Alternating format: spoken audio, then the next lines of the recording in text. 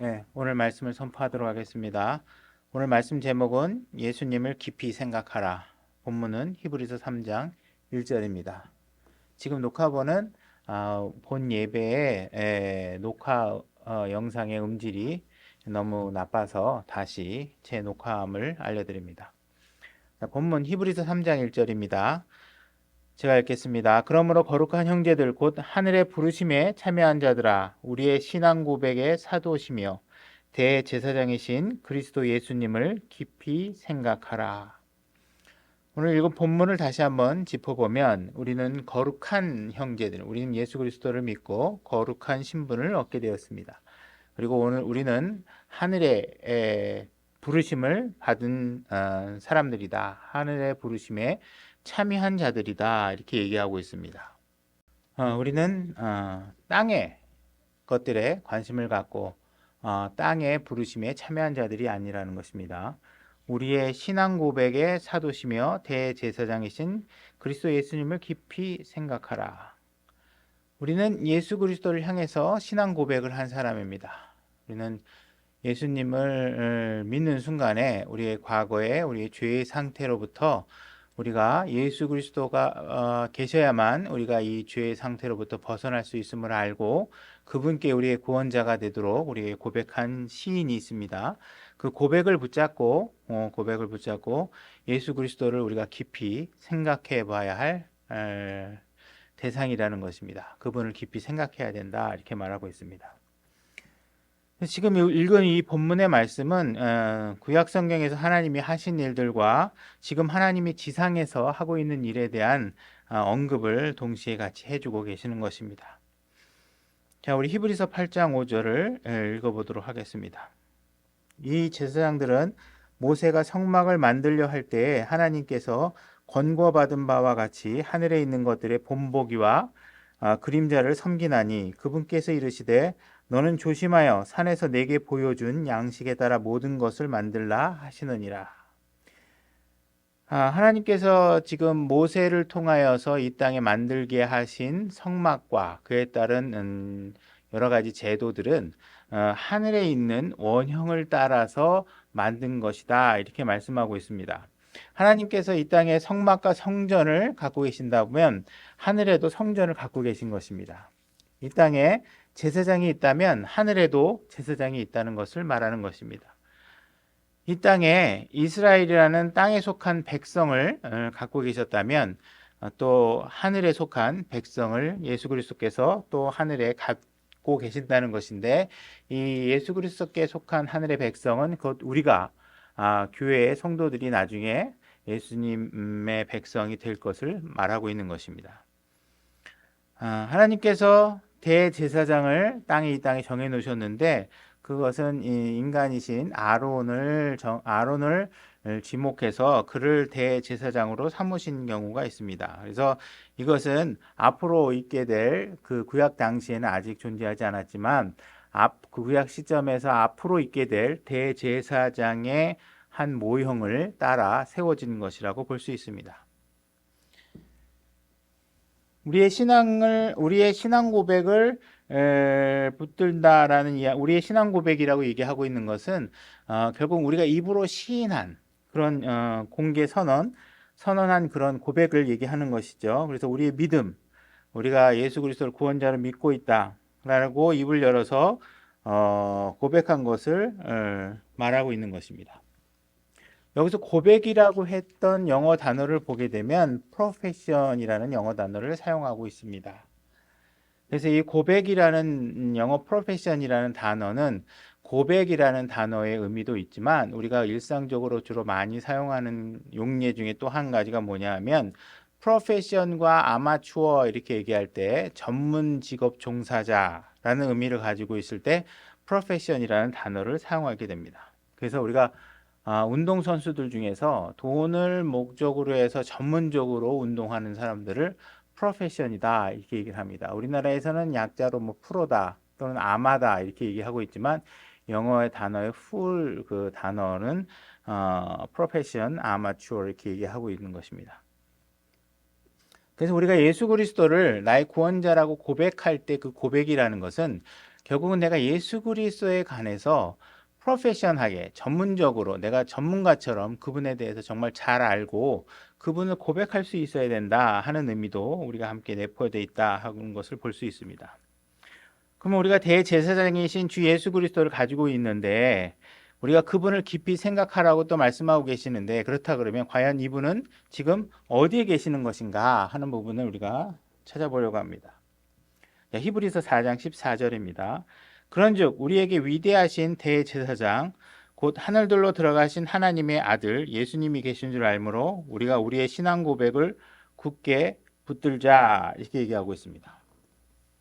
우리의 대제사장은 곧 예수 그리스도께서는 지금 현재 하늘들로 들어가 계신다는 것입니다.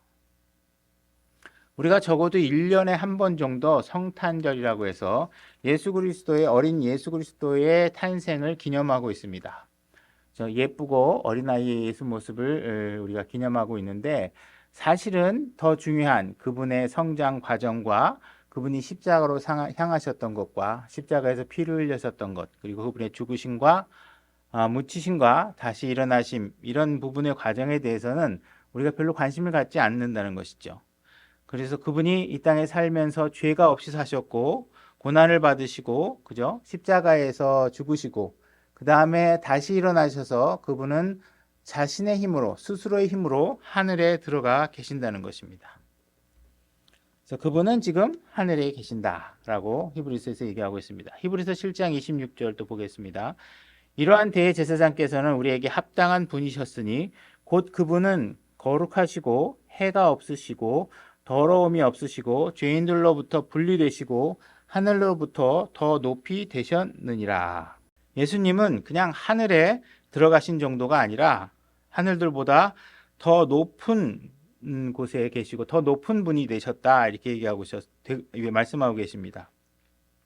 예수님은 모든 것 위에 계시는 분이시다, 이렇게 말씀하고 계시는 것입니다. 골로새서 1장 16절 한번 보겠습니다. 이는 그분에 의해 모든 것이 창조되었기 때문이라. 하늘에 있는 것들과 땅에 있는 것들, 보이는 것들과 보이지 아니하는 것들, 곧 왕자들이나 통치들이나 정사들이나 권능들이나 모든 것이 그분에 의해 창조되고 그분을 위하여 창조되었느니라. 이 땅의 모든 것은 그분이 없이 창조된 것이 없습니다. 그분을 위해서 창조되었고 그분에 의해서 창조되었고, 이 땅에 있는 모든 통치, 정사, 권능들이 보다 훨씬 더 위에 계신 분이시다, 이렇게 얘기하고 있습니다. 히브리서 8장 1절로 가보겠습니다. 이제 우리가 말한 것들에 관한 요점은 이것이니 곧 우리에게 이러한 대제사장이 계시다는 것이라. 그분은 하늘들에서 존엄하신 분의 왕자 오른편에 앉아 계시며, 자, 이분께서는 하나님의 왕자 오른편에 앉아 계시는 분이십니다. 우리가 그 높으신 분의 오른쪽에 앉아 있다 그러면 거의 그분 다음으로 모든 전권을 갖고 계신다, 이렇게 알 수 있겠죠. 우리가 청와대에 있는 대통령의 오른팔에 해당하는 분을 알고 있다. 이거는 굉장한 우리가 큰 어떤 힘 있는 사람을 알고 있는 것이라고 말할 수 있겠죠. 우리는 이 땅에 있는 대통령이 아니라 하늘의 이 모든 것의 창조자, 통치자의 오른편에 계시는 분을 우리가 갖고 있다, 알고 있다, 이렇게 얘기할 수 있는 것입니다. 히브리서 1장 3절로 가보겠습니다. 하나님의 영광의 광채시요 그분 자체의 정확한 형상이시며 자신의 권능의 말씀으로 모든 것을 떠받치시는 이 아들께서는 친히 우리의 죄들을 정결하게 하신 뒤에 높은 곳에 계신 존엄하신 분의 오른편에 앉으셨느니라. 여기서도 마찬가지로 주님께서는 높은 곳에 계신 존엄하신 분의 오른편에 앉아 계신다, 이렇게 말씀하고 계십니다. 그 다음에 히브리서 4장 14절로 가보겠습니다. 그런즉 우리에게 위대하신 대제사장 곧 하늘들로 들어가신 하나님의 아들 예수님이 계신 줄 알므로 우리가 신앙 고백을 굳게 붙들자. 위대하신 대제사장, 우리가 알고 있는 예수 그리스도, 우리가 소유하고 있는 예수 그리스도께서는 위대한 대제사장이시다, 이렇게 얘기하고 있습니다. 이 땅에 세워진 아론이나 이런 사람의 대제사장과는 비교할 수 없이 위대하신 분이시다, 이렇게 얘기할 수 있습니다. 15절 또 15절 보게 되면 이분이 왜 위대한 대제사장이신가 하는 부분에 관해서 얘기하고 있습니다. 우리에게 계신 대제사장은 우리의 연약함의 감정을 몸소 느끼지 못하시는 분이 아니요 모든 점에서 우리와 똑같이 시험을 받으셨으되 죄는 없으신 분이시니라. 우리의 연약함의 감정을 몸소 느끼지 못하시는 분이 아니요. 이중부정 용법을 사용하고 있죠. 이분은 우리의 연약한 감정을 잘 느끼시는 분이시다. 이렇게 얘기할 수 있었겠지만 이 부분이 워낙 중요한 부분이라 우리가 이렇게 이중부정 형태로 강조하고 있다는 것을 볼 수 있습니다. 우리에게 나는 너희들의 연약함을 너무 잘 알고 있다. 이렇게 강조해서 얘기하고 계신다는 것입니다. 그래서 예수님께서는 이 땅에 살아가시면서 우리가 겪을 수 있는 모든 시험들을 다 몸소 겪으셨습니다. 그죠? 그래서 모든 시험들을 겪으시면서도 우리와 같이 그 시험의 결과가 패배나 죄를 짓는 것으로 연결되지 않고 그분은 그 모든 시험 가운데서도 죄를 짓지 아니하시고 이 땅에 사셨고 그 부분이 우리와는 완전히 다른 지점이겠죠. 그래서 그분은 우리의 대제사장이 되실 수 있는 분이시다. 그죠? 우리에게 어떻게 하면 이 연약함을 가지고도 우리 연약함을 가지고도 이 모든 문제들을 해결해 나갈 수 있는지에 관해서 우리에게 본을 보여줄 수 있는 분이시다. 이렇게 말씀할 수 있는 것입니다. 16절 그러므로 우리가 긍휼을 얻고 필요할 때에 도우시는 은혜를 얻기 위해 은혜의 왕자로 담대히 갈 것이니라. 예수님은 아버지 하나님 우편에 앉아 계시죠. 그리고 그분은 이 땅에 내려오셔서 우리가 마주할 수 있는 모든 시험과 유혹들을 다 승리로 이끌어 나갔습니다. 그래서 우리가 그와 같은 문제를 겪을 때 우리는 그분 앞에 나갈 수 있게 된 것입니다. 그분께 말할 수 있게 된 것이고 그분의 은혜를 발견할 수 있게 된 것이고 우리는 그분께 도움을 구할 수 있게 된 것입니다. 그리고 그분에게 긍휼을 얻을 수도 있는 것입니다. 그래서 예수 그리스도께서는 이 땅에 인간의 몸을 입고 이 땅에 내려오셔서 이와 같은 모든 것들을 경험하셨기 때문에 그리고 그분은 그 하나님 우편에 앉아 계심으로 인해서 우리의 이야기를 들어주실 수 있을 뿐만 아니라 그 모든 것들을 해결해 주시고 도와줄 수 있는 힘과 능력까지 갖고 계시는 분이시라는 것입니다. 그래서 그분은 그 대제사장의 위치를 통해서 우리가 시험을 겪을 때 그분이 경험하신 연약함 가운데 경험하신 모든 그런 경험을 토대로 인해서 우리가 이 시험을 어떻게 하면 이겨나갈 수 있는지 그 출구를 알려줄 수 있는 분이시고 이 땅에 살면서 우리가 시험을 전혀 당하지 않고 살 수는 없는 것이죠. 그 시험이 주어졌을 때 허락된 시험이 있었을 때 그 시험들을 어떻게 견뎌낼 수 있는지에 관해서도 우리를 도우실 수 있는 분이십니다.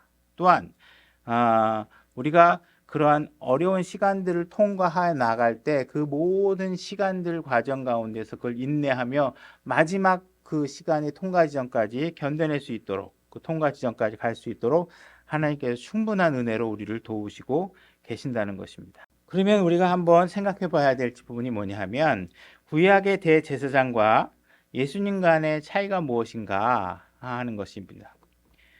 만약에 우리가 사람인 아론의 대제사장만 계신다 이렇게 생각해 보고 이스라엘 국가가 만약에 300만 명이라고 했을 때 만약에 아론이 하루에 한 명씩 하루에 한 명씩만 우리가 상대하고 만나줄 수 있다고 하면 그냥 단순하게 계산해서 1년에 300명을 만날 수 있다. 그렇게 하면 적어도 만년 그죠? 만년 이상의 시간이 지나야지만 모든 사람을 만날 수 있겠죠. 그러나 그 기간이라는 것은 인간의 수명을 초월한 시간들이라 결국은 이 땅에 살면서 아론의 대제사장을 만나지 못하고 죽을 수 있는 확률이 더 높은 것이죠. 그래서 우리가 이 하늘에 계신 대제사장을 가지고 있다라는 것은 인간인 대제사장을 가지고 있는 것과는 비교할 수도 없이 훨씬 더 좋으신 분이라는 것을 알 수 있는 것입니다. 그분은 그곳에서 이 모든 사람들을 동시에 만나줄 수 있고 동시에 우리들의 이야기를 들어줄 수 있고 동시에 그분이 도와주시는 은혜를 통해서 우리에게 도움을 받을 수 있는 그런 힘과 능력을 갖고 계시는 분이시라는 것입니다. 도와줄 수 있는 분이시라는 것입니다. 그래서 성경은 우리가 항상 구약의 어떤 누구보다도 더 나은 사람을 갖고 있다. 더 나은 것을 가지고 있다. 더 나은 분을 가지고 있다. 이렇게 얘기를 하고 있는 것입니다. 요한일서 2장 1절로 가보겠습니다.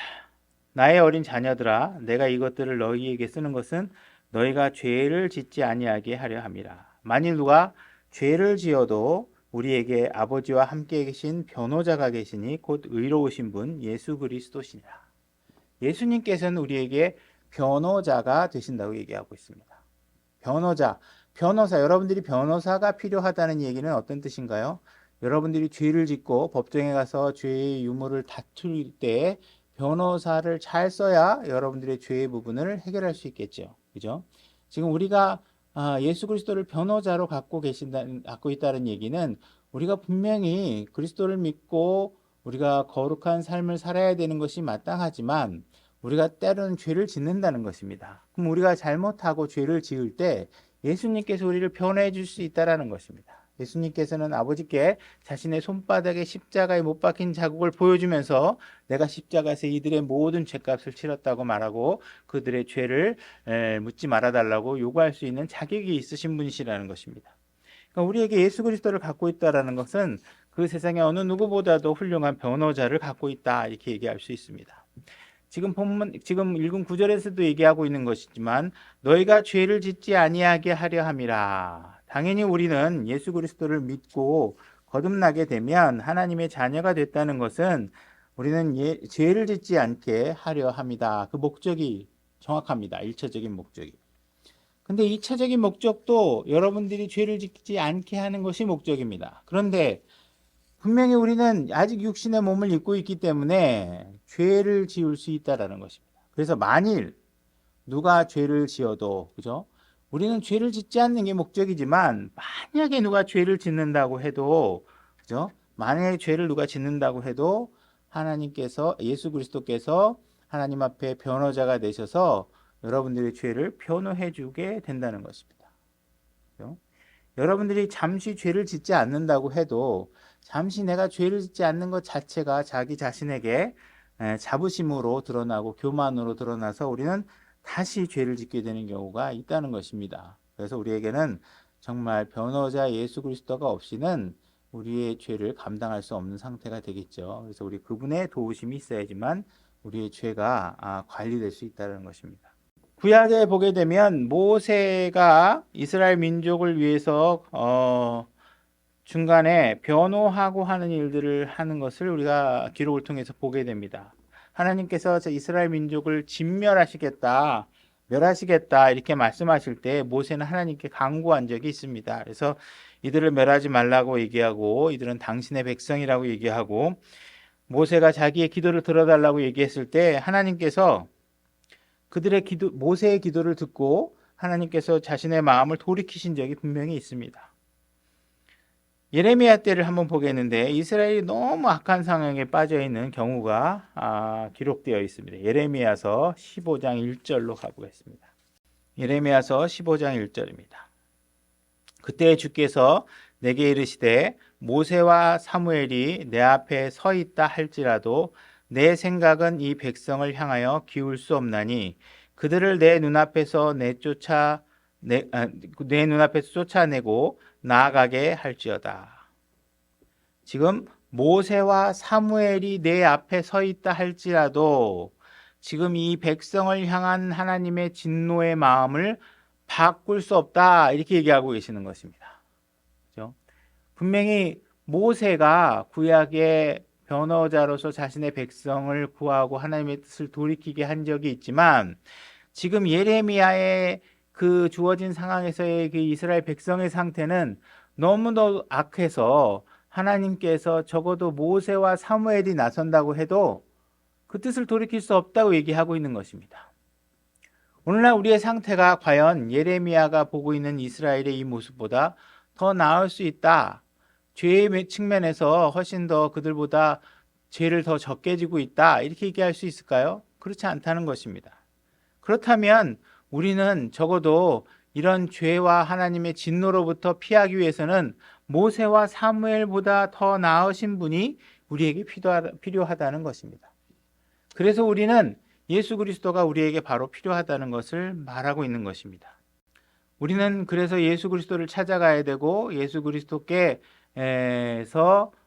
우리를 향한 그런 진노의 마음을 돌리도록 예수님께서 기도해 주셔야 되는데, 우리가 예수님에 찾아가서 이러한 어려움 사항을 기도할 때조차도 우리는 너무 연약해서 어떻게 기도해야 될지조차 모르는 상태에 있다, 이렇게 말씀하고 있습니다. 로마서 8장 26절.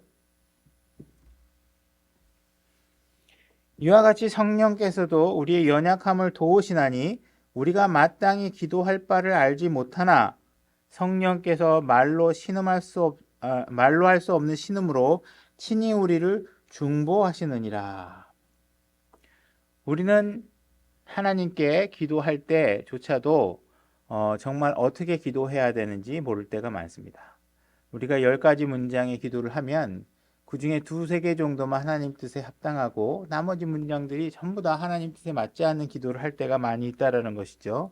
그럴 때 우리 성령님께서 우리의 기도를 하나님 아버지의 뜻에 맞게 우리의 기도를 대신 번역해 주신다는 것입니다. 여러분들이 기도를 할지 모르니까 하지 말아라, 입을 열지 말아라, 이렇게 얘기하는 것이 아니라 너희들이 기도를 엉망으로 하든 뭘 하든 한번 해봐라. 그러면 성령님께서 내 마음의 뜻과 너의 유익을 위해서 잘 번역해서 아버지께 전달하고 아버지께서 그 뜻을 듣고 너를 도울 수 있도록 해주시겠다, 이렇게 얘기하고 있는 것입니다. 여러분들이 구원을 받고 여러분들이 누리고 있는 혜택과 하나님께서 여러분들의 구원을 온전하게 유지하기 위해서 여러 가지 방면에서 물샐 틈 없이 완벽하게 모든 것들을 준비하고 계신다는 것을 알 수 있는 것입니다. 여러분들이 누리고 있는 이 구원의 혜택들을 절대로 경솔히 여겨서는 안 된다는 것입니다. 27절, 로마서 8장 27절. 마음을 살피시는 분께서 성령의 생각이 무엇인지 아시나니 이는 그분께서 하나님의 뜻대로 성도들을 위해 중보하시기 때문이라.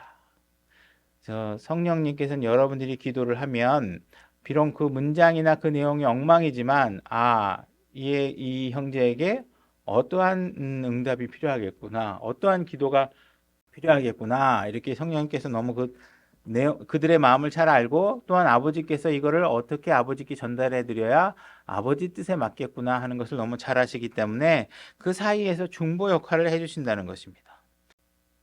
여러분은 이런 기도를 할 것입니다. 주님, 너무 힘듭니다. 지금 이 시험을 저에게서 사라지게 해주세요. 이렇게 하고, 마음의 상처를 많이 입었습니다. 너무 마음이 불편합니다.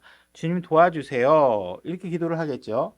그러면 성령님은 여러분의 이 기도를 예수님께 가져가서 이렇게 기도합니다. 지금 이 형제가 이런 아픔이 있다고 합니다. 너무 힘들어하는 것 같습니다. 그가 이 문제를 잘 이겨내도록 은혜와 힘을 더해 주어야 할 것 같습니다. 그죠?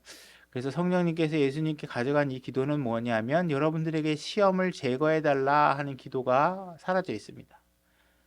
누구나 다 당할 수 있는 시험들이고 우리는 이 시험을 비껴갈 수 없습니다. 그러나 성령님께서 여러분들이 그 시험을 잘 이겨나갈 수 있도록 은혜와 힘으로 더해줄 것을 예수님께 가져가는 것이죠. 예수님께서 그 기도를 들으시고 아버지께 가져갑니다. 아버지께서는 그 기도를 듣고 이 기도가 내 뜻과 일치하는구나, 그에게 은혜와 위로를 더 보내주어야겠다, 그렇게 생각하고 그럼 우리 그렇게 합시다, 이렇게 합의를 보고 여러분들을 돕게 된다는 것입니다. 최종적으로 전달된 여러분들의 기도는 여러분들이 처음에 간구한 내용과는 다르지만 모든 것들이 여러분들의 유익을 위해서 번역되어서 전달된다는 것입니다. 우리는 여러 가지 많은 이유로 성령님이 필요합니다.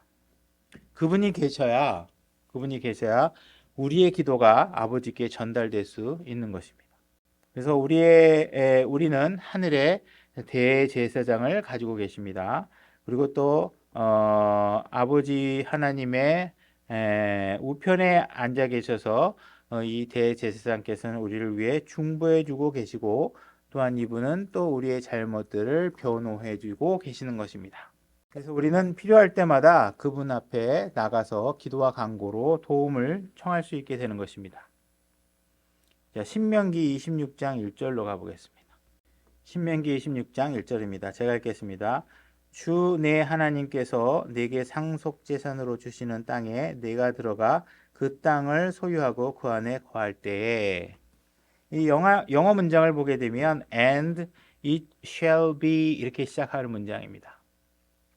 아마 우리말 표현식으로 번역할 때 어법상 아마 이 부분을 따로 구별해서 번역하지 않으신 것 같은데 it shall be라는 문장이 먼저 나오고 있는 것은 이 일은 반드시 이루어질 것이다. 미래 시제에 이루어질 내용이다라는 것을 강하게 지금 먼저 선언하고 이어지는 문장입니다. 그래서 미래 시제 어느 때가 되면 이 일은 이루어질 것인데 이 이루어질 내용이 무엇이냐 하면 주 내 하나님께서 내게 상속재산으로 주시는 땅에 너 반드시 들어가게 될 것이다. 너희가 그 땅을 소유하게 될 것이고 그 안에 거하게 될 것이다. 이렇게 얘기를 하고 있는 것입니다. 이 이야기는 모세가 백성들을 이끌고 요르단강을 건너기 직전에 해준 얘기죠. 모세는 이 요르단강을 건널 수 없었기 때문에 백성들에게 너희들이 앞으로 요르단강에 넘어가게 되면 그 땅에 반드시 들어가서 그 땅의 모든 풍요로움을 누리게 될 것이다 라고 얘기해 주는 것입니다. 그래서 이 문장은 역사적으로 분명히 앞으로 일어날 일들을 얘기하고 있지만 또한 이 성경 내용은 또 미래에 대한 예언의 의미도 갖고 있다는 것을 우리가 알 수 있습니다. 그 내용을 우리 한번 또 찾아보려고 합니다. 한번 또 발견해 보려고 합니다. 신명기 26장 2절 너는 주 내 하나님께서 내게 주시는 네 땅에서 내가 가져갈 열매 곧 땅의 모든 열매의 처음 것을 취하여 그것을 바구니에 담고 주 내 하나님께서 자신의 이름을 두시려고 택한 곳으로 나아가 그 당시의 제사장에게 가서 그에게 이르기를 그 당시 미래에 있을 가나안 땅으로 들어가게 되면 거기에 있을 제사장에게 가서 이르기를 이렇게 얘기하고 있습니다. 그러니까 미래 시제에 있을 것을 얘기하고 있는 것이죠. 여기서 이르기를 여기서도 내가 가서 shall go unto the priest 제사장에게 갈 것이다. 미래 시제의 동사를 사용하고 있습니다. 이르기를 내가 이날 주 당신의 하나님께 고하나이다. 내가 주께서 우리에게 주리라고 우리 조상들에게 맹세하신 나라에 이르렀나이다 할 것이요. 그래서 미래의 시제에 있는 제사장에게 가라. 그리고 맹세한 땅에 이르렀나이다 라고 이렇게 말하라. 이렇게 말하게 될 것이다. 이 얘기를 하고 있는 것이죠. 여기 지금 우리는 지금 예수 그리스도에 관해서 우리가 얘기하고 있는 건데 여기에 제사장은 바로 미래에 계실 대제사장이신 예수 그리스도에 대한 언급이기도 합니다. 이 당시에는 아직 대제사장이 되어 계시지 않고 지금 우리의 대제사장이 되어 계시는 것이죠. 그래서 그 당시에 기록 당시에 미래에 있게 될 바로 제사장에게 가서 우리가 젖과 꿀이 흐르는 땅에 주님께서 약속하신 그 땅에 이르게 되었다라고 말하게 된다. 이런 얘기를 내포하고 있는 것입니다. 그리고 우리가 그 젖과 꿀이 흐르는 땅에 들어가게 되면 이미 우리가 그 과거에 이집트 땅에서 억압받고 살던 삶을 버리게 되고 거기서부터 구원받아서 젖과 꿀이 흐르는 땅에 들어갔으니까 이제 우리가 그 도착한 곳에서 주님께 주신 풍요로움에 대해서 감사의 표시를 하기 위해 축복에 대한 감사의 마음을 무언가를 가져가서 그 제사장에게 드려야 된다는 것을 얘기하고 있는 것입니다. 26장 4절 제사장은 내 손에서 그 바구니를 취하여 주 내 하나님의 제단 앞에 놓을 것이니라. 너는 또 주 내 하나님 앞에서 말하여 이르기를 내 조상은 멸망받을 수밖에 없는 시리아 사람으로 그가 소수의 사람을 거느리고 이집트에 내려가 거기에 머물며 거기서 크고 강하고 수가 많은 민족이 되었는데 이렇게 얘기하고 있습니다. 자, 약속의 땅에 이르게 되면 여러분들이 받은 축복에 감사해서 여러분들은 무언가를 담아서 제사장에게 가야 되고 그 제사장에게 가서 무엇인가를 고백하도록 하고 있는데 바로 그 고백이 무엇이냐 하면 우리가 과거에 우리가 어디로부터 구원받았는지 우리의 과거의 상태가 어떠했는지에 관해서 그분께 고하게 될 것이라고 얘기하고 있는 것입니다. 고해야 된다 이렇게 얘기하고 있는 것입니다. 그래서 과거에 우리가 어떤 상태에 있었다는 사실을 기억하길 원하고 계시는 것입니다. 것이죠. 그래서 다시 우리가 26장 3절을 보게 되면 지금 우리가 지금 예수 그리스도에 관해서 얘기를 하고 있는 것이죠. 26장 3절을 보면 그 당시에 제사장에게 가서 이렇게 얘기하고 있습니다. 근데 그 제사장이 가서 그에게 이르기를 내가 이날 주 당신의 하나님께 고하나니 이렇게 얘기하고 있습니다. 다시 말해서 이 당시 미래 어느 시대에 가게 되면 제사장에게 가서 얘기를 하고 있는데 그 제사장이 바로 우리의 주가 되는 제사장이다 이렇게 얘기를 하고 있습니다. 그러니까 우리의 제사장이면서 우리에게 주가 될 수 있는 제사장은 유일하게 단 한 분밖에 안 계십니다. 바로 예수 그리스도를 얘기하고 있는 것이죠. 그래서 바로 이 신명기의 이 이야기는 가나안 땅에 들어가서 이루어질 이야기의 역사적인 이야기를 미래 시점으로 얘기하고 있지만 또 이 안에 숨겨진 하나의 모형은 뭐냐면 우리가 대제사장이신 예수 그리스도께 가서 우리가 고해야 될 내용에 대한 모형을 우리에게 보여주고 있는 것이다 이렇게 얘기할 수 있습니다. 디모데전서 3장 16절로 가보겠습니다. 논쟁의 여지가 없이 하나님의 성품의 신비는 위대하도다. 하나님께서 육체 안에 나타나시고 성령 안에서 의롭게 되시고 천사들에게 보이시고 이방인들에게 선포되시고 세상에서 믿기시고 영광 속으로 올려져서 영접을 받으셨느니라. 하나님께서 육체 안에 나타나시고 예수님께서는 하나님께서 육체 안에 나타나신 분이십니다. 육체 안에 나타나신 이유는 뭐냐 하면 그분은 우리의 대제사장이 되기 위해서 육체 안에 나타나시게 된 것이죠. 대제사장은 이 땅에 있었던 제도고 아론을 육체적인 대제사장이었었는데 우리의 대제사장이 되시기 위해서는 육신을 입고 이 땅에 오셔서 우리와 같이 동일한 연약함을 경험하셔야지만 우리의 대제사장이 되실 수 있었던 것이죠. 그래야 우리가 우리의 연약함을 그분께 나아가서 담대하게 말할 수 있는 상태가 되는 것입니다. 만약에 우리의 육신을 입고 이 땅에 오셔서 우리와 같은 육신을 입은 존재가 되어 본 적이 없다면 우리와 어떤 이질감이나 우리와는 좀 다른 세상의 사람이라고 생각하기 때문에 우리가 그분 앞에 우리의 문제를 담대하게 내놓기 어려운 것이죠. 그래서 그분은 우리의 대제사장이 되기 위해서 육신의 몸을 입고 이 땅에 내려오신 하나님이시다. 이렇게 얘기할 수 있습니다. 에베소서 2장 8절로 가보겠습니다. 너희가 믿음을 통해 은혜로 구원을 받았나니 이것은 너희 자신에게서 난 것이 아니요 하나님의 선물이니라. 행위에서 난 것이 아니니 이것은 아무도 자랑하지 못하게 하려 함이라. 우리는 그분의 작품이요 그리스도 예수님 안에서 선한 행위를 하도록 창조된 자들이니라. 하나님께서 선한 행위를 위해 정하신 것은 우리가 그 행위 가운데에서 걷게 하려 함이라.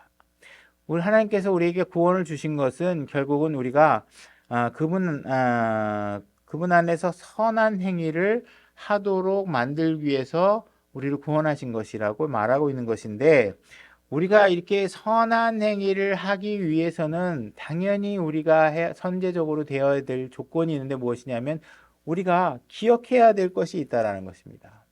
다시 말해 내가 지금 이렇게 그리스도 안에 들어와 있다는 자체가 어떤 의미인가? 내가 과거에 어떤 상태에 있을 수밖에 없었는데 지금 예수 그리스도 안에 들어와 있는가? 이러한 내가 지금 과거엔 누릴 수 없던 것들을 어떻게 이렇게 누리게 되었는가? 그죠? 그래서 우리가 과거의 나의 상태를 이해하고 내가 정말 그 과거의 상태에 예수 그리스도 없이 버려졌다면 내가 갈 끝은 어딘가?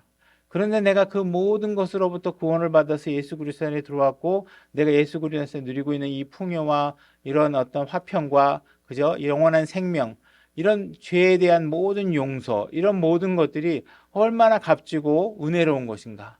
그러면 내가 결국은 그분의 선하신 뜻에 따라 내가 선한 길을 걸어가야 되겠구나 하는 것들을 이해할 수 있게 된다는 것이죠. 그래서 우리가 선한 일을 하기 위해서 내가 과연 어디로부터 어떤 상태였던가 그 과거의 상태를 기억할 필요가 있다는 것입니다. 그래서 에베소 2장 11절을 보면 그러므로 기억하라 이렇게 얘기하고 있습니다. 너희는 지나간 때 육체로는 이방인이었고 우리는 이방인이었어요. 유대인이 아니었었고 하나님의 백성이 아니었었죠. 하나님의 통치 영역 밖에서 있었던 사람들입니다. 손으로 육체에 행하는 할례를 받아 할례자라 불리는 자에 의해 무할례자들이라 불리던 자들이니라. 그때 너희는 그리스도 밖에 있었고 이스라엘 연방 국가 밖에 있었던 외인들이며 약속의 언약들에서 분리된 낯선 자요 세상에서 소망도 없고 하나님 밖에 있던 자들이라. 우리에게는 아무런 소망이 없었던 사람입니다. 예수 그리스도가 없이 어떻게 소망을 가질 수 있습니까? 이 땅에서 지지고 볶고 조금 뭐 좀 잘 살고 조금 더 땅 많이 갖고 조금 더 높은 자리에 올라갔을지언정 그들의 삶의 끝은 다 지옥이라는 것입니다. 불호수겠죠. 그래서 이렇게 우리의 삶엔 소망이 없었던 것이죠. 하나님 밖에 있었던 것입니다. 한때 멀리 떨어져 있었던 너희가 이제는 그리스도 예수님 안에서 그리스도의 피로 가까워졌느니라.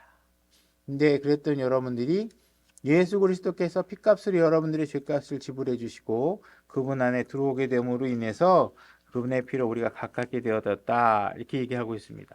예수 그리스도가 아니었다면 우리에게는 여러분들에게는 아무런 소망도 없었던 것이죠.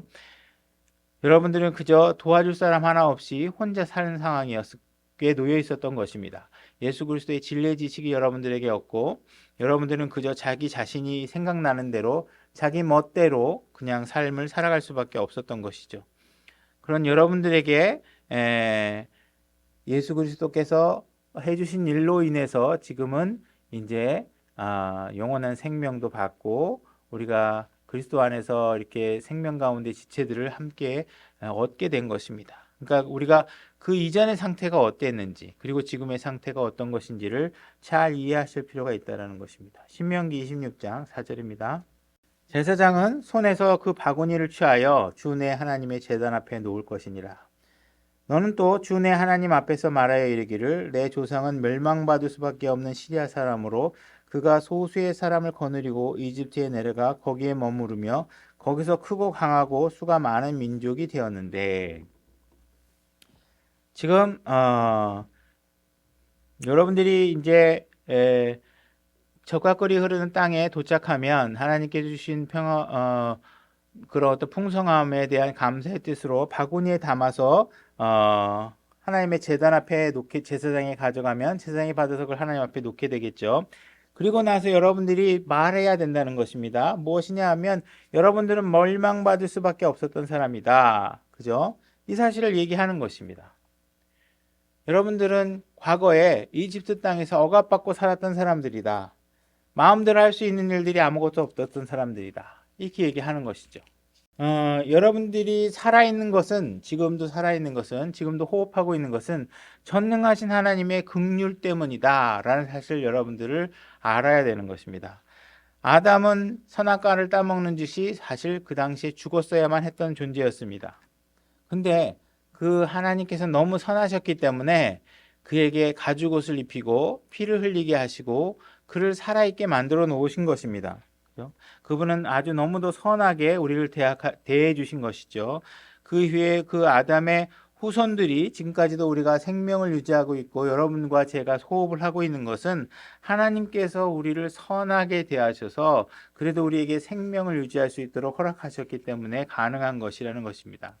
그래서 우리가 구원을 받게 되면 우리는 정말 하나님의 은혜가 없이 정말 우리의 죄에 대한 합당한 대가를 받는다면 정말 우리는 한시도 살아있을 수가 없는 존재구나 라는 사실을 알게 되고 그분이 우리에게 숨쉬고 살아갈 수 있게 해주는 하루하루가 정말 그분의 선하심과 긍휼과 은혜 때문이라 라는 사실을 우리가 알게 된다는 것입니다. 신명기 26장 6절 이집트 사람들이 우리를 악하게 다루고 우리를 괴롭게 하여 우리를 고되게 속박함으로, 이집트 사람들은 우리를 억압했습니다. 그죠? 고통받게 했고 세상이라는 것은 바로 그런 것입니다. 이집트는 세상을 예표하고 있는 것이죠. 그래서 세상이 우리에게 해준 것들은 전부 다 고통들이었던 것입니다. 겉으로는 우리를 사랑하는 척 하지만 사실은 우리를 계속 잘못된 길로 인도하고 있는 것입니다. 세상은 우리를 고통스럽게 했고 우리를 힘들게 만들었습니다. 여러분들이 그리스도의 가정 안에서 태어난 자녀들이라면 여러분들은 악으로부터 많은 것들을 보호받고 자란 것이라는 것을 아셔야 합니다. 세상은 여러분들이 술집에 가고 하는 모습들을 굉장히 환영합니다. 직장에 가면 친구들이 같이 술집에 가자 그러고 여러분들의 생각은 마치 술집에 가면 멋있고 재밌는 일이 일어날 것 같고 술집에 갈 때 나를 빼놓고 가면 왠지 나는 소외당한 것 같고 이렇지만 사실은 술집에 가는 것 자체는 여러분들의 몸을 망가뜨리는 일들입니다. 여러분들의 생각에 마치 술을 마시면 환상적일 것 같은 잘못된 생각을 심어주는 건 세상의 속임수지만 여러분들이 잘 냉철하게 판단해 보면 여러분들이 술을 마시는 동안에 여러분 몸 안에 독을 들여붓는 게 되는 것이고 결국은 실제로 술은 여러분들을 죽게 만들어가고 있는 것입니다. 세상은 사람들은 여러분들에게 담배를 권하고 그죠? 담배를 피는 모습이 멋있는 모습처럼 상상하게 만들고 그래서 여러분들의 건강을 망치게 하고 있는 것입니다. 결혼한 여자나 아들이 자기 남편이나 자기 아내, 자기 아이 자녀들을 위해서 집안에서 수고하고 빨래하고 집안을 정리하고 식사를 준비하고 그죠? 이런 모든 과정들을 마치 인권 탄압이라든지 여성의 삶을 망치는 일이라고 생각하게 만드는 것들은 세상에 하는 일입니다. 그리고 마치 여러분들이 커피숍에 가 있고 클럽에 가서 여러분들이 신나게 자신을 육신의 즐거움을 누리는 것들을 마치 자유라고 생각하고 아름다운 일이라고 상상하게 만드는 것이 바로 세상이 하는 일입니다. 세상은 여러분들에게 음행을 조장하고 가정을 망치는 일을 계속 만들고 결국은 여러분들의 돈을 탕진하게 만들어서 처참한 결말을 맞도록 만들어가는 것입니다. 결국은 여러분들의 모든 삶을 괴롭게 만드는 것입니다. 하나님은 저와 여러분들을 바로 그런 곳에서 구원해 주신 분입니다.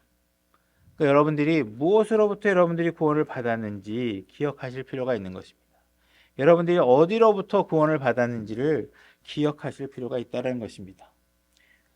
이스라엘을 이집트에서 구원하셨던 것처럼 우리를 파라오의 채찍과 군인들로부터 구원해 주신 것입니다. 여러분들이 아직 구원을 받지 못했다 그러면 여러분 자신 안에는 여러분 스스로를 구원할 힘이 전혀 없다는 사실을 아셔야 됩니다. 여러분들이 구원받지 못했다면 여러분들을 구원하실 수 있는 분은 오직 예수 그리스도 한 분밖에 계시지 않다라는 것입니다. 그분만이 여러분들을 건져내실 수 있고 건져내시기를 원하고 계신다는 것입니다.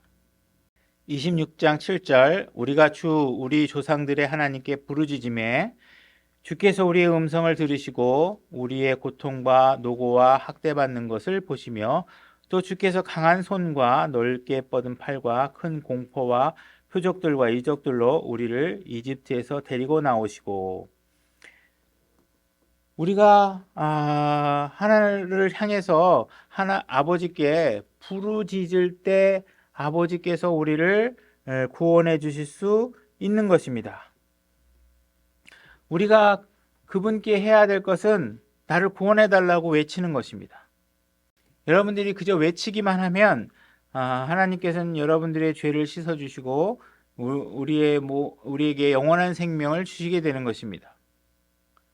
여러분들이 과거에 어떤 곳에 있었는지를 기억하게 되고 이것이 내가 있을 곳이라는 것을 알게 되고 그죠? 그리고 아버지께 구원해 달라고 외치는 순간 여러분들에게 이 모든 것이 이루어지게 되고 아버지께서는 여러분들을 열매가 가득한 곳으로 여러분들을 인도해 주시게 되고 여러분들은 이제 그 열매들을 즐기실 수 있는 상태가 되는 것입니다.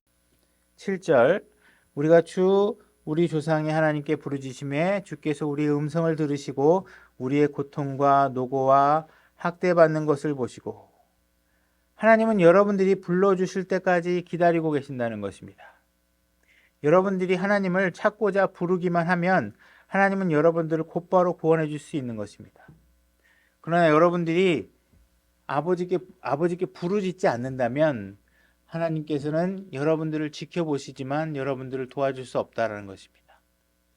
오늘 신약 성도들에게도 하나님께서는 천지를 만드신 하나님의 능력이 있지만 그 능력으로 여러분들을 구원하실 수 없습니다. 예수 그리스도로 이 땅에 내려오셔서 그분은 육신을 입고 예수 그리스도로 이 땅에 내려오셔서 십자가로 향하시고 죄값을 지불하시고 무덤에 묻히시고 부활하시고 하늘로 올라가시고 이 모든 일을 우리를 위해서 행해 놓으셨지만 그것으로 여러분들을 구원하실 수 없다는 것입니다.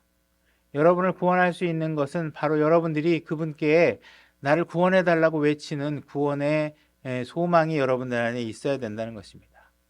여러분들이 그분을 믿고 구원자로 받아들이고자 하는 여러분들의 선택이 있어야 된다는 것입니다. 그런 액션이 취해져야지만 그때야 비로소 그분이 이뤄놓으신 모든 것들이 여러분들에게 구원의 결과로 작동하게 된다는 것입니다. 여러분들이 놓여져 있는 이 세상이 얼마나 악한지를 여러분들이 알고 이제 그 즐거움과 환상적이라고 생각하는 그런 모든 속임수에서 벗어나서 아버지께 또 예수 그리스도께 나를 도와달라고 구원해달라고 외치지 않으면 그 하나님께서는 여러분들을 구원하실 수 없다라는 것입니다. 여러분들이 그런 걸 잘 모르고 세상에서 수고하는 모든 일들은 결국은 악을 자꾸 재생산해내는 일들만 하게 되는 것입니다. 예수 그리스도 없이 그죠? 하나님의 말씀이 없이 여러분들이 그냥 열심히 수고하는 것들은 악을 전파하는 것들입니다. 악을 위해서 열심히 일하고 있는 것이 여러분들이 알든 모르든 여러분들이 세상에서 여러분들의 의지와 뜻만 가지고 움직이는 모든 것들은 악을 재생산해낸다는 것입니다. 사람들은 남자 여자가 서로 음행을 즐기며 나는 우리끼리 서로 즐기는 거니까 세상에 피해 주는 것도 없다고 우리 건드리지 말아라. 우리의 삶에 간섭하지 말아라. 이렇게 얘기하지만 만약에 그들이 서로가 음행을 즐기다가 자녀를 낳게 되면 그 자녀들은 자신의 선택과 상관없이 부모 없는 가정을 경험하게 될 것입니다. 그죠? 아버지 없는 가정에서 자랄 수도 있고 엄마 없는 가정에서 자랄 수도 있고 그 부모가 다 포기하게 되면 엄마 아버지가 없는 곳에서 성장해야 되는 이 비극이 일어나겠죠. 그래서 죄를 짓고 있는 것이 마치 우린 남에게 피해를 안 준다고 얘기는 하지만 그 모든 죄의 영향력들은 서로가 상호작용을 하고 있기 때문에 그렇게 얘기할 수 없다라는 것입니다. 여자와 여자가 서로 만나서 한 여자가 남편의 역할을 하고 한 여자가 부인의 역할을 해서 가정을 이루어 살게 됩니다. 그러면서 우리는 우리끼리 서로 좋아서 하는 것이니까 우리는 세상에 아무런 피해를 주지 않으니까 우리에게 간섭하지 말라고 얘기합니다. 그러나 그 부모는 분명히 성경적 관점에서 우리가 가질 수 있는 충분한 자녀를 낳고 세상을 채우고 번성하는 그런 하나님이 주신 정당한 욕구에 대해서 그들은 박탈당하게 되는 상황이 벌어지는 것이죠. 그 자녀들은 자기네 육신적 쾌락 때문에 자신의 부모가 자기들을 통해서 갖고자 하는 후손들에 대한 소유의 기회를 박탈하게 되는 것이고 그들에게 피해를 주고 있는 것입니다. 그들이 육체가 젊었을 때는 그들이 동성이 서로가 결혼하고 하는 것이 즐거울지 모르겠지만 그런 육체적 즐거움은 그렇게 오래 가는 것들이 아닙니다. 결국은 나중에 몸이 다 망가지게 되면 처참한 노후를 맞이하게 되는 것입니다. 이런 모습들은 전부 다 다른 사람들에게 상처가 되는 것이고 결국은 서로에게 속박이 되는 것이고 서로에게 고통과 상처를 주는 일들이 되는 것이죠. 그래서 죄라는 것은 남에게 피해를 주지 않고 자기들의 영역 안에서만 끝날 수 있는 문제들이 아니라는 것입니다. 신명기 26장 8절입니다. 또 주께서 강한 손과 넓게 뻗은 팔과 큰 공포와 표적들과 이적들로 우리를 이집트에서 데리고 나오시고 자, 이들이 부르짖자 하나님께서는 어떤 일을 행하셨냐 하면 10가지 재앙을 일으키시고 하나님께서 강한 팔을 휘두르셔서 이스라엘 그 큰 국가를 꼼짝 못하게 하고 자신의 백성을 그 땅에서 이끌어내시게 됩니다. 신약 성도들 중에 도대체 왜 오늘날 이 신약 성도들에게는 이 구약의 성도들과 같이 이와 같은 표적과 이적을 우리에게 보여주지 않느냐 이렇게 불평하는 사람들도 있습니다. 그러나 여러분들이 지금 누리고 있는 이러한 구원이 얼마나 큰 표적과 이적으로 이루어졌는지 얼마나 놀라운 기적과 같은 일인지를 여러분들이 생각하지 못하고 있기 때문에 그러신 것이라는 것입니다. 하나님께서 이 땅에 육신을 입고 내려오셔서 죄가 없이 이 땅에 살다가 그죠? 2000년 전에 저와 여러분들을 위해서 십자가에 죽으시고 묻히셨다가 그분의 죄가 없음으로 인해서 무덤에서 일어나시게 되셨고 그죠? 그분의 강한 팔로 강력한 권능으로 우리를 마귀의 손에서 우리를 빼앗아 오시고 우리에게 다가오는 죽음의 그림자를 모두 물리쳐 주시고 우리의 지역의 권세로부터 건져 주시고 이 모든 것들이 놀라운 표적과 이적들이라는 것입니다. 그래서 결국은 우리를 이렇게 놀라운 표적과 이적을 통해서 우리를 사망과 지옥으로부터 건져내시고 죄들로부터 건져내시고 우리를 열매가 가득한 곳으로 이끌어 주신 것입니다. 신명기 26장 9절 이곳으로 데려오사 이 땅 곧 젖과 꿀이 흐르는 땅을 우리에게 주셨나이다. 우리가 한 일이라고는 7절에서 우리를 구원해 달라고 부르짖은 일 하나 말고는 한 일이 없습니다. 이스라엘 백성 입장에서 우리도 마찬가지입니다. 신약 성도들도 예수 그리스도를 내가 구원자로 받아들이겠습니다. 내가 지금 놓여 있는 이 죄의 문제들을 우리의 힘으로 해결할 수 없습니다. 당신의 도움이 필요합니다라고 우리가 외친 것 말고는 한 게 없습니다. 우리가 부르짖은 것만으로 인해서 주님께서는 강한 팔을 휘두르시고 그들을 이집트에서 건져내시고 우리를 사망과 지옥에서 건져내신 일을 하신 것입니다. 우리가 하나님의 자녀가 되고 구원받은 일로 인해서 우리는 많은 것들을 누리게 되었습니다. 죄들을 용서받고 우리에게 의의를 인정해 주셨고 우리를 예수 그리스도와 공동 상속자가 되게 해 주셨고 그죠? 그분과 영원히 살 수 있게 해 주셨고 우리는 그 모든 크기를 가늠할 수는 없지만 정말 우리가 어마어마한 혜택들을 우리가 누리고 있다는 사실을 우리가 알아야 된다는 것입니다. 신명기 26장 10절로 가보겠습니다. 보소서. 자, 이제 우리가 가나안 땅에 들어갔고 열매가 풍성한 땅에 들어갔습니다. 이제 보소서. 주여 이제 내가 주께서 내게 주신 땅의 첫 열매를 가져왔나이다. 여러분들이 이제 하나님의 구원의 어떤 결과로 그분께서 열매가 풍성하고 풍족한 젖과 꿀이 흐르는 땅으로 인도해 줬을 때 여러분들이 합당한 반응은 무엇이냐 하면 그분께서 주신 풍성한 열매들의 결과들을 첫 소산을 아버지께 드릴 수 있어야 된다는 것입니다. 그것이 여러분들이 합당한 반응이라는 것입니다. 그죠? 그래서 가져왔나이다 하고 너는 그것을 주 내 하나님 앞에 두고 주 내 하나님 앞에 경배할 것이며 이렇게 얘기하고 있습니다. 여러분들은 이제 드디어 하나님께 드릴 수 있는 상태가 된 것입니다. 그전에는 여러분들이 드리고 싶어도 드릴 수 있는 것이 전혀 없었습니다. 여러분들은 광야를 헤매고 있었고 그 광야를 돌아다닐 때도 하나님께서 주시는 것만 여러분들이 먹을 수 있었습니다. 메추라기를 주셨고 만나를 내려주셨고 이제 여러분들이 젖과 꿀이 흐르는 땅에 도착했습니다. 여러분들이 수고해서 그 열매들을 취득했을 때 여러분들이 그 땀 흘려 얻은 열매들의 소산을 이제 가장 먼저 아버지께 드려야 된다는 것입니다. 여러분들이 이렇게 많은 것들을 그분에 의해서 누리고 있는데 아직도 주님께 저 이거 주십시오, 이거 해주십시오, 저거 들어주십시오 하고서 주님께 간구만 하고 있다면 여러분들은 뭔가 여러분들이 누리게 된 것이 무엇인지를 잘 이해하지 못하고 있다는 것입니다. 여러분들이 누리게 되는 영원한 생명, 지금 당장 죽어도 여러분들이 억울할 게 없을 만큼의 풍요로움을 갖고 있는 그 사실을 여러분들이 이해하지 못하면 자꾸 땅의 것들을 이루어가는데 여러분들이 관심을 갖고 땅의 것들을 이루어가는 일에 대해서 하나님께 기도하고 이거 해주십시오, 저거 해주십시오 하면서 여러분들이 하나님 앞에 기도하는 어리석은 일들을 자꾸 행하게 될 것이라는 것입니다.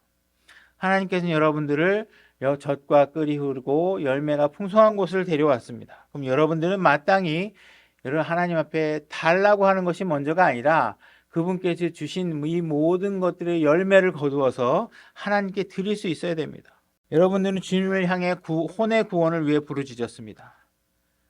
주님께서는 여러분들의 혼의 구원을 위해서 외치는 것을 듣고 여러분들이 왜 그런 외침을 하고 있는지 여러분들이 겪고 있는 고통을 다 보셨습니다. 그래서 여러분들을 하나님께서 강한 손을 뻗쳐서 여러분들을 젖과 꿀이 흐르는 땅으로 인도하셨습니다. 그렇다면 여러분들은 마땅히 무언가 그분께 가져가야 한다는 것입니다. 마땅히 그분께 무언가 드려야 한다는 것입니다. 그것이 여러분 것이 아니라 그분께서 우리에게 주신 것이고 그분께서 우리에게 모든 것들이 풍성하게 주신 것이기 때문에 당연히 그분께 주신 것의 첫 번째 열매들을 그분께 갖다 드릴 수 있어야 된다는 것입니다. 주님께서 우리를 얼마나 선하게 대하시고 계시는지를 우리가 알아야 됩니다. 우리가 어떻게 그분의 수고로 우리가 구원을 받았는지, 우리가 어떻게 그분의 수고로 젖과 꿀이 흐르는 땅에 이르게 됐는지, 어떻게 혼의 구원이 일어났는지를 우리가 정확하게 기억해야만 우리가 마땅히 하나님께 무엇인가를 드리고 헌신하는 삶을 살 수 있는지를 결정할 수 있게 된다는 것입니다. 그래서 여러분들이 주님께서 우리에게 기억하라고 하시는 것들을 정확하게 기억하시고 그분이 우리에게 주신 것들을 그들이 얼마나 가치 있는 것인가를 정말 잘 깨닫고 이해하셔서 그분께 드리고 그분 앞에 합당한 게 드려지는 삶을 살 수 있기를 바랍니다. 오늘 설교 여기까지 하겠습니다. 수고하셨습니다.